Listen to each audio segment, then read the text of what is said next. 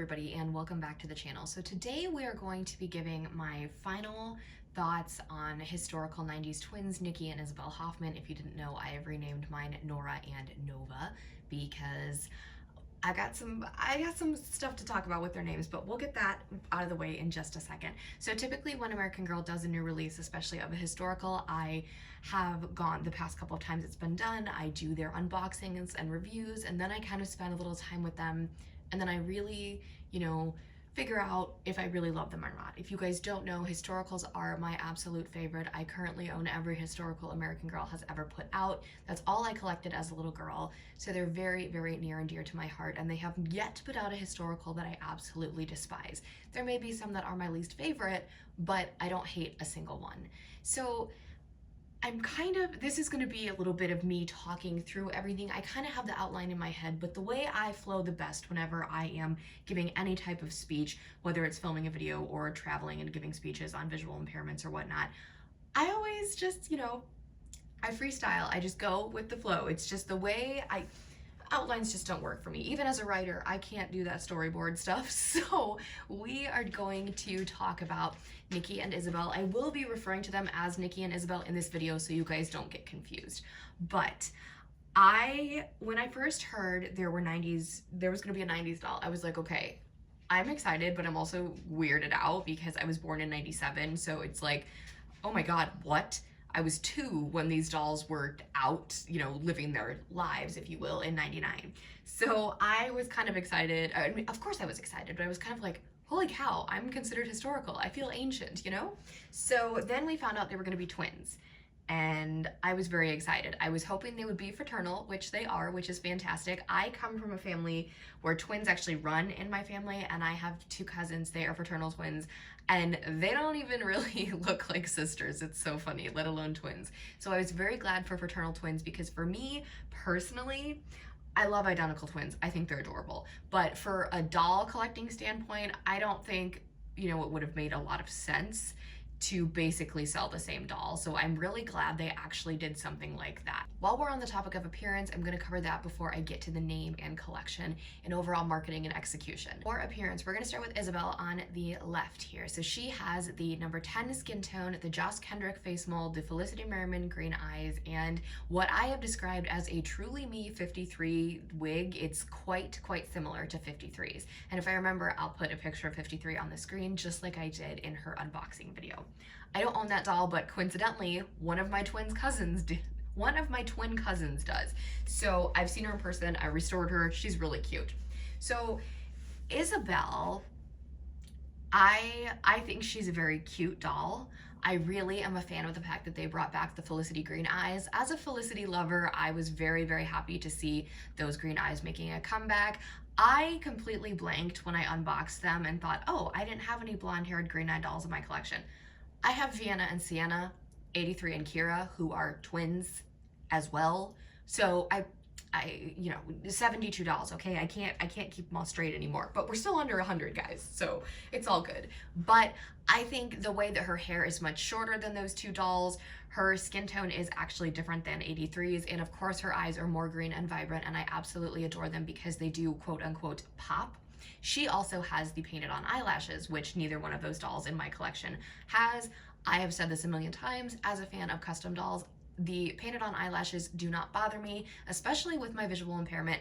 I really don't ever notice them unless I'm looking super up close. Same with eyebrows. That's why if you never see me comment on eyebrows in videos, it's just because I see them, but I really can't tell the difference. These girls seem to have very fluffy feathered eyebrows, if you will. That's really the only way I can describe it. So as far as Isabel's appearance goes, I think she's really cute.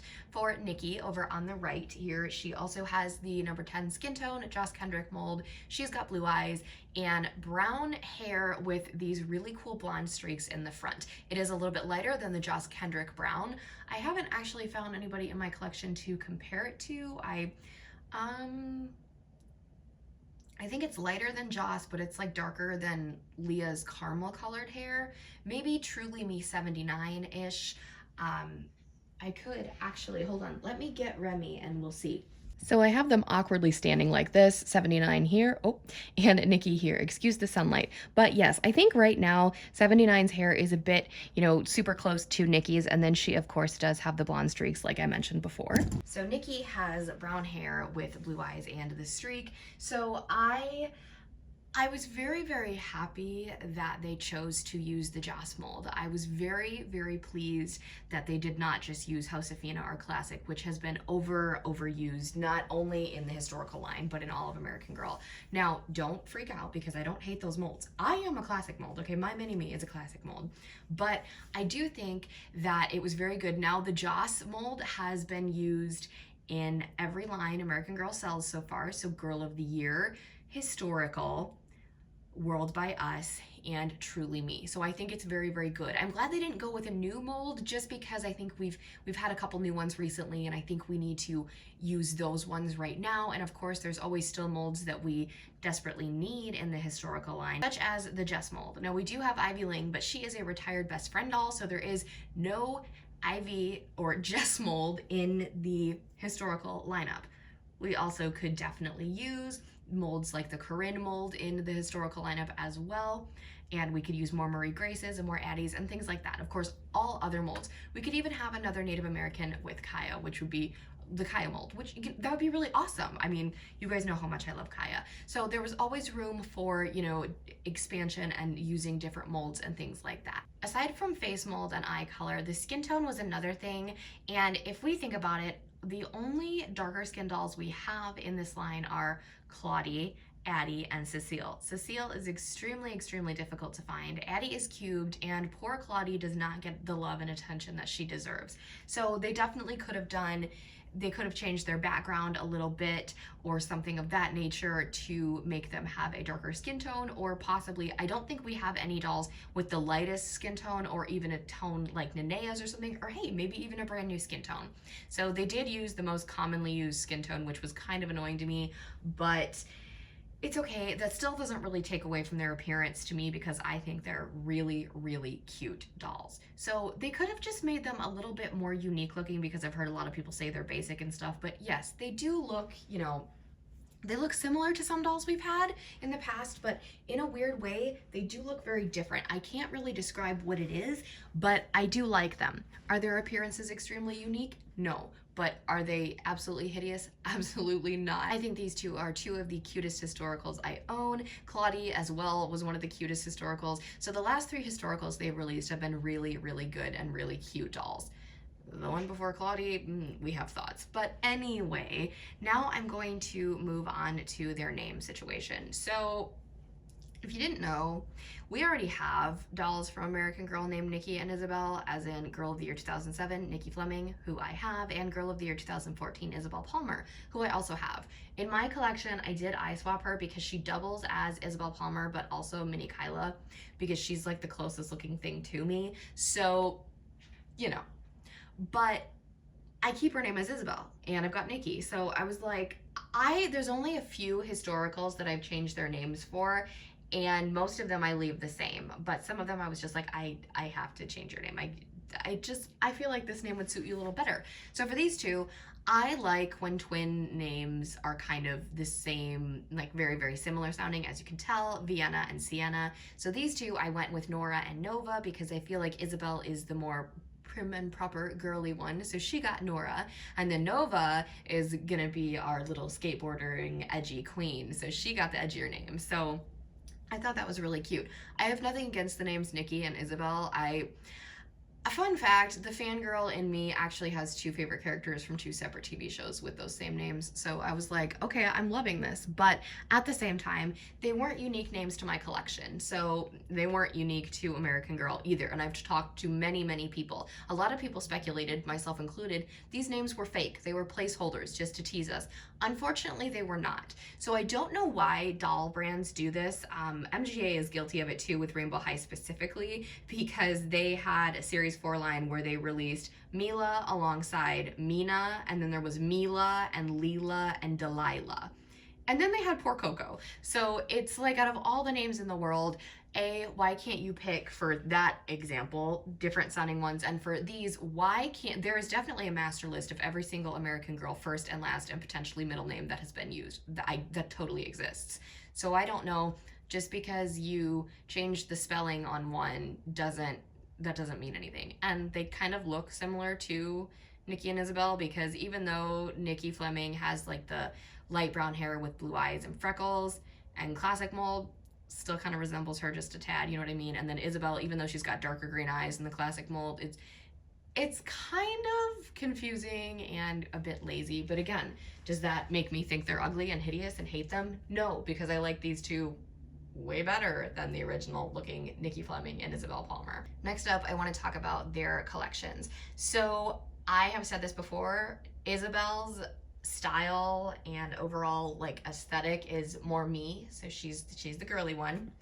I've thought about putting Nicki in Isabel's clothes and vice versa, because to me, Nicki looks more like the girly one and Isabel looks more like the skateboarding one. So I don't know, maybe I'll do that. But I think that the sad thing is, when we used to get historical collections back when I was a child in the early 2000s, they would come with so much more stuff, or they would have releases constantly. Now I'm thinking to myself, Courtney Moore came out in 2020. Was she 2020? I think so, yes, like September 2020. She was our 80s girl. I did not like the way they released her collection. She had that whole mix and match thing going on, and I think she only ever got like one other release after that. I think they gave her a Halloween costume too, but there was only one other Courtney mix and match release after that. They've never added like any specific big furniture pieces. Yeah, she's got her gaming machine and her bedroom, which is really, really cool. But there's just not a lot of adding to historical collections anymore. Claudie came out in August of 2022, and although she did have substantially quite a bit more outfits than everybody else, my issue with poor Claudie is that she was not marketed as highly as Courtney and these twins. She's not given as much attention, and it makes no sense because she is a gorgeous doll. She is, oh my gosh, she's one of my favorite historicals. She is just perfection in the 1920s. Her clothes are really, really beautiful. She was given those special edition outfits, which luckily they are still available, and I love her collections. It's one of my absolute favorites. So Claudie's collection definitely picked up where Courtney lacked. However, Courtney got the promotion that Claudie did not. These two got the promotion that Claudie did not, but their collections are very small, because if you think about it, yes, there's two of them, but they each only come with a meat outfit, pajamas, and an extracurricular outfit. So back in the day, you would have outfits for each book, because there was a 6-book series, which I have 6 box sets of, and each girl would get an outfit pertaining to the specific book. So you would meet the doll, then you would go to school with the doll, then it would be their holiday, then it would be their birthday, and then it was something like they would save the day. So Molly's specifically always comes to mind, and it's where you got her camping outfit, where she went to camp with her friends, the one with the red shorts, you guys know. And they were like playing capture the flag. And then their last one was always the winter one. So it was always like changes for insert name here. So they would get their winter outfits. We don't have that anymore. We have those journal things. And no comment. I mean, I have comments, but they're more negative than I would really like to get into. But these two, I really, really hope they expand with their collection. I like that we did get beds for the both of them. That was really, really nice. And we do have the 2-in-1 tennis skate park, which is cool. I won't be buying that, but I thought it was a cool thing that you could get it. If you purchase the one item, you don't have to purchase 2 separate things. So I thought that was a really, really cool thing. I'm just saying, I'm really hoping that we get more things for their collection, and especially all other historical collections as well. And that kind of wraps up everything I have to say, because I accidentally tied in the marketing and promotion with the collection, just because it kind of does go together. Like, these girls Courtney had her silhouette that was leaked months before, and then these two, American Girl, had their silhouettes of the two of them together. And it was very, we never got that for Claudie, and they never had anything super, super big for Claudie. It was very, very sad.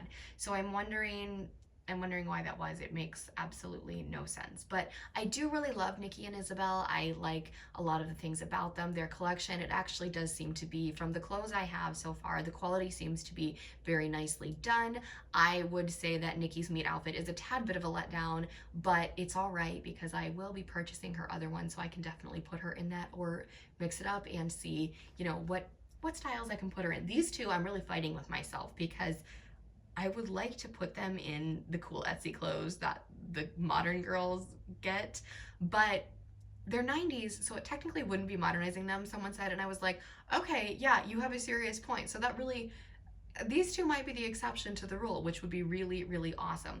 I do want to say I do think they did a good job capturing the time period. I know that a lot of it looks either mid 90s or early 2000s, and I've talked with a lot of you about this because since it is so late in the 90s, a lot of the stuff in their collection started in the mid 90s and trickled over to my childhood in the early 2000s. So it's kind of a little weird, unique time period. I wish they would have done 1994 or something because I always think they do super early to mid in the decade. And Courtney, they did, oh God, was she 96 or 97? I think it was 97. I honestly can't remember. But these two, felt a little late in the 90s, but I'm very glad we have 90s historical dolls. I hope all my thoughts and opinions made sense to you guys. I like these rambling videos, but then sometimes I'm like, oh my gosh, I'm going off on a complete tangent that's not at all what I've been meaning to say. But let me know your overall thoughts on Nicki and Isabel Hoffman. Do you have them? Do you plan to get them? What do you think? I need to know. What's your favorite outfit in their collection? Just let me know down below. Please keep your comments positive, polite, and respectful to myself and each other. If you have not already, give this video a big thumbs up, hit that subscribe button to join the fam, and tap that really cool notification bell so you know the exact moment I post a new video. Have a blessed day, and I'll speak to you all soon. Bye, everybody.